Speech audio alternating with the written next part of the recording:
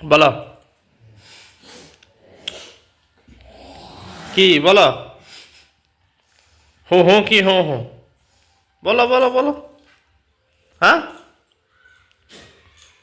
কি কুহ, কিছু কହୁଛ କୁହ। হুম কি বলো বলো বলো। এতক্ষণ তো মুখে খই বুঝা ফুটছিল। হুম হ্যাঁ খাইদব।